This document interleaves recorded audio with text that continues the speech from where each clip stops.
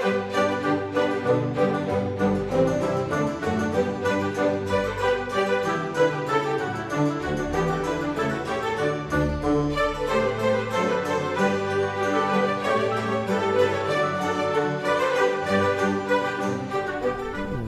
it is a very cold night out tonight, at least cold for me. At the moment, it's about 25 degrees outside, and the forecast says the low is going to be about 17 degrees. Now, that's Fahrenheit, and I know that there's a lot colder areas, but for me, that is cold. So I am sitting here in the van, kind of sequestered in the van because I really don't want to be outside. It's actually snowy as well, so kind of miserable to be outside. But I thought this gives me a little bit of an opportunity to do something different. So I'd like to read you a story today, and you might be wondering why I am going to read a story, and that is really just to highlight comments that are left on each of my videos.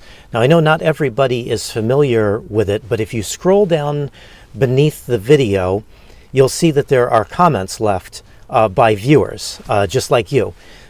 Now, these comments run a wide range. There are nice, encouraging comments. There are helpful comments for something that somebody has asked, and I don't have the answer because obviously I'm just a guy that lives in a van. I don't have all the answers. There's also funny comments and strange and quirky comments.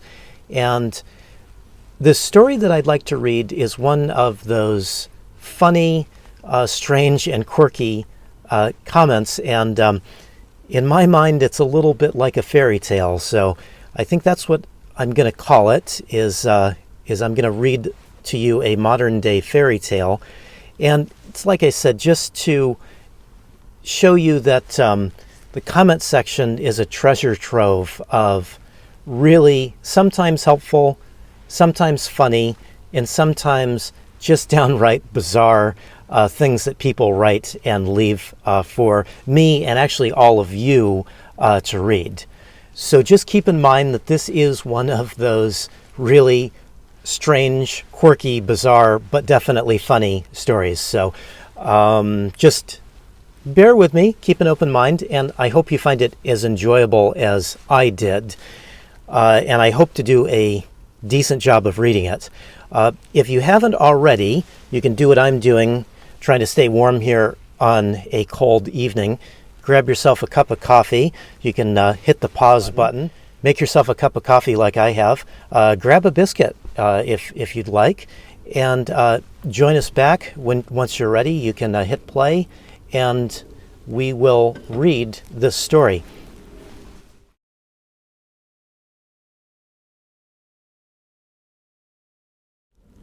A gentle breeze wafted a curl of her bangs as the songbirds silenced their harmonies with the arrival of Phaedra's would-be rival. Who knew that simple, unintentional touch of her appendage to his would shoot sparks right into her unawareness of desire? Yet Chad Lungswell wasn't there to meet a woman. He was there for the aphid. And so was Phaedra. But destiny is rarely elegant. Neither of them could claim the aphid outright. There were procedures to be followed. Ultimately, to determine the aphid's rightful place, an arbitration must occur. Certainly they could have considered mediation, but that was just too binding, and Phaedra was a free spirit, and this was not just any aphid. Phaedra demanded only the best arbitrator, and Chad agreed. It had to be Scot Cargo. Not only was Scot the only aphid arbitrator within 743 miles, he was the best. Scot's reputation in such matters was, as always, impeccable. What no one knew, nor could know, was this very last aphid happened to be suffering from a rather rare form of kuru. Actually not that rare among this particular varicose species of aphid, But that is grist for another chapter of another story to be told to naughty children by rather punitive parents, probably a father. The question was that if the aphid were to pass before Scot's sage advice could be rendered, exactly who would want to claim its carcass?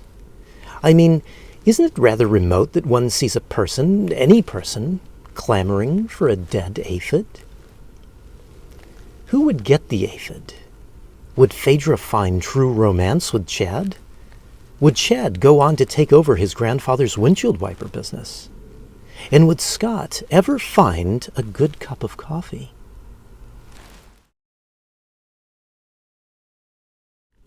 While Scot Cargo was manfully mediating the rights, title, and possession of the very varicose aphid, that was the exact exoskeleton of contention in this situation, between Phaedra and Chad Lungswell, an apparently hungry praying mantis happened upon the aphid and consumed it.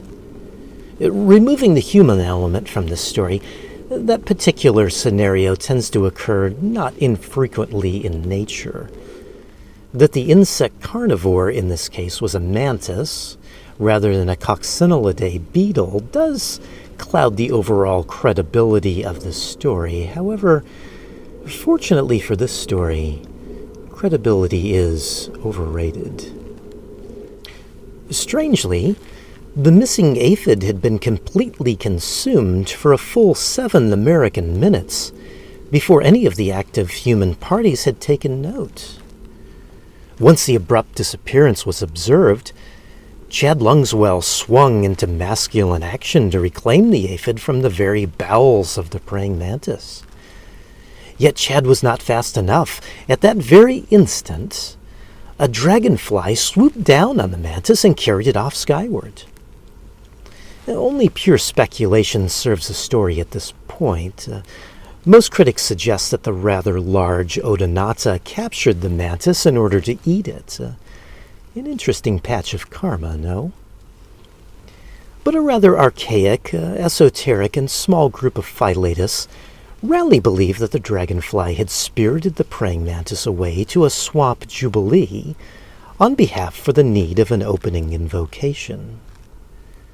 Well, you can well imagine where this left Phaedra and Chad Lungswell. Out in the cold, I'll tell you. As for Scot Cargo, mediator extraordinaire, well, he had seen this type of thing many a time before. Phaedra queried, "Chad, you know what this means?" "Yes, Phaedra, we'll have to turn our attentions to the Magicicada," responded Chad. "But Chad, since they last appeared 3 years ago—" "I know," interjected Chad Lungswell. "That means we'll have a 14-year wait ahead of us. But I'm willing to spend it with you." And with that, Phaedra and Chad Lungswell drove off into the sunset together. It might be noted that it was only 10:23 a.m., and that Phaedra rode her Vespa, and that Chad Lungswell rode in on an actual equine. But accounting for such details in the story sort of makes for a clumsy ending. As for Scot Cargo, well, it is fortunate that he charges by the quarter hour.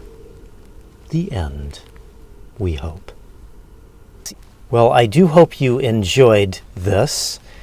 It wasn't as easy as it appeared. At least, I hope not. I hope to fix a little bit of it in the editing process. We'll see. Anyway, if you enjoyed this and you'd like to see me do some more of this, click the little like button, leave me a comment down below.